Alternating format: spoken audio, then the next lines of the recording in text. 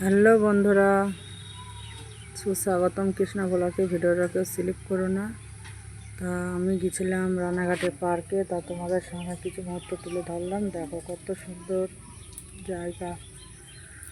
তা সব তো ভিজে আমরা কাক ভিজা হয়ে গেছি।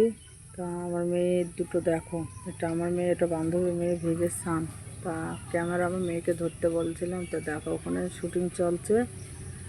তা ভিডিওটা করতে তো পারিনি, সেরকম ভিজে ফোনে কাজ করছিল না। তা দেখো কি অবস্থা আমাদের।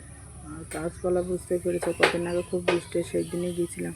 তা ওই দাদাভাইয়ের সঙ্গে তার লেগে গেছিলো, খুবই লজ্জার বিষয়। তা আমি আনমনে আসছিলাম। তা ভিডিওটা কেমন লাগছে জানিও। আর এই পার্কে আমি ফার্স্ট টাইম গিয়েছিলাম।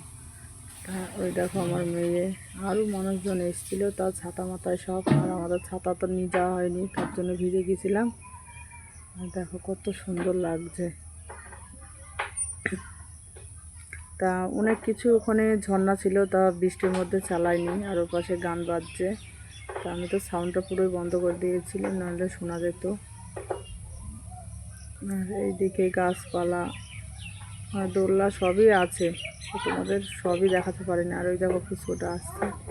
তা আমরা বাড়ি যাব, তাই তোমাদের সঙ্গে একটু শেয়ার করে নিলাম বড় ভিডিওগুলো কেমন লাগলো। তা এত বৃষ্টি দিচ্ছে, তা কী করবো বলো, ভিডিও তো শ্যুট করতে পারছি না। আর যা করছি সেরকম তো ক্লিয়ার আসছে না, পরিষ্কার। আর এই দেখো এই দাদা ভাই ক্যামেরা ধরেছে, ওরা এখন শর্ট ভিডিও বানাবে। আর এই দেখো জল ট্যাঙ্কি, এখানে দোলনা ছেলেপুলি, বুঝতে পারছো পার্কে অনেক কিছুই থাকে। তো দেখো ভিডিওটা ওরা কত সুন্দর বানাচ্ছে। আর ক্যামেরা ধরার স্টাইলটা দেখো।